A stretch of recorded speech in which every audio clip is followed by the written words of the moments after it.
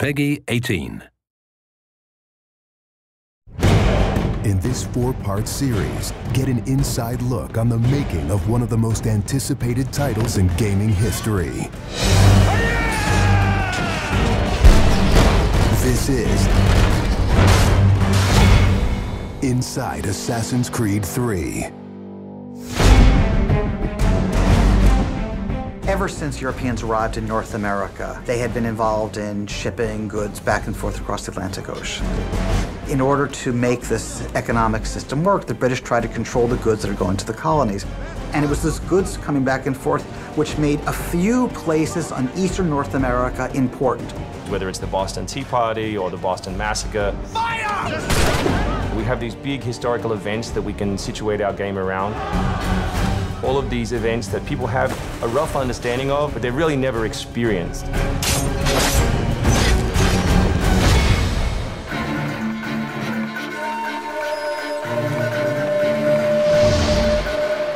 We had to go back and get our historian to find us accurate maps from the era of what Boston and New York looked like. These are actual replicas of the cities.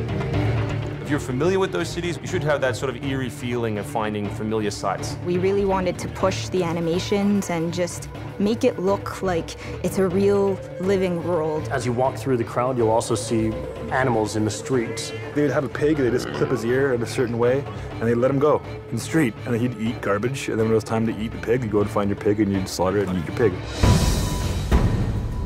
We've got a lot of new ingredients that just bring a new, fresh feeling to the gameplay inside of the cities.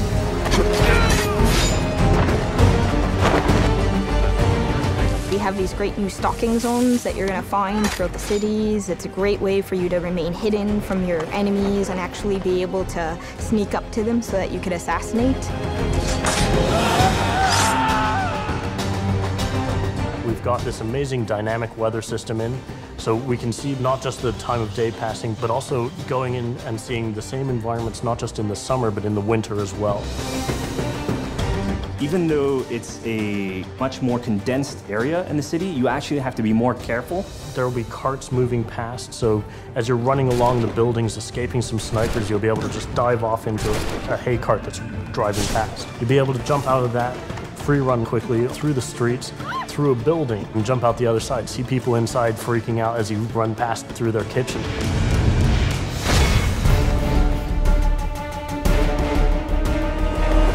Living on the frontier was extremely difficult. Not only did you have harsh winters, cold, freezing temperatures, in the summer you had heat, humidity, so it was a gamble every year that you were out on the frontier whether you're going to make it or not. For AC3, the biggest difference is just having access to the frontier. So this huge wilderness area that you can sort of explore at your own pace. It's a forest, the navigation in a very new environment, and a very organic environment as well. In the frontier, you'll be able to navigate through deep snow, but also snow does impact your gameplay. It will slow down you as well as your enemies. Once we decided that we were going to build the frontier, we realized obviously we need to populate that area. So animals became a very big deal. We have over 24 different species of animals in the game. There's an entire hunting loop that you can engage in. Whenever you're building elements such as animals, you're halfway trying to be real and halfway trying to fulfill that fantasy of what people expect. One of the great new features we have in the frontier is the new tree running. Connor being really fluid and being able to navigate through the trees. The frontier is really our new playground.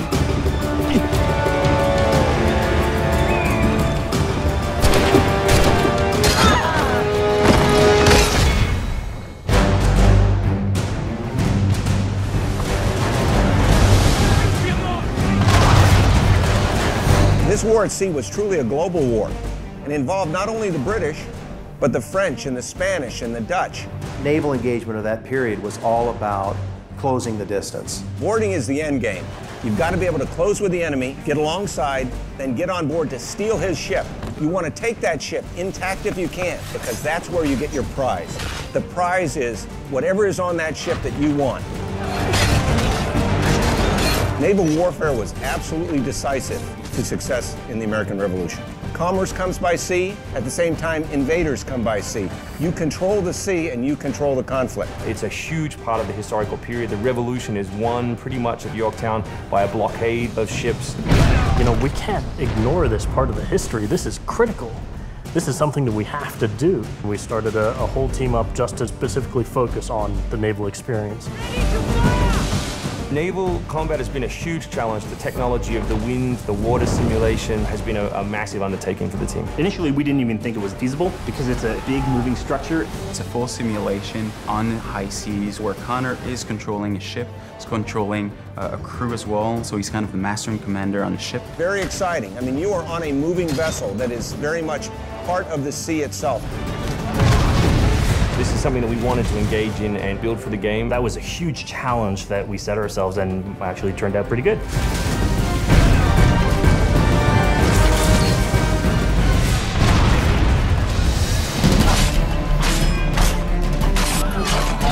If you haven't played any Assassin's Creed games before, we really think this is a great point to get on board. It is a new story, it is a new character. This team is full of people who love making Assassin's Creed, who are delivering just an astoundingly polished and fun experience. As a creator, nothing gets better. To be frank, it just looks great. Seeing all of this coming together at the end, it's amazing. For new fans, really, this is about as good as it gets. It's by far the biggest and best Assassins yet.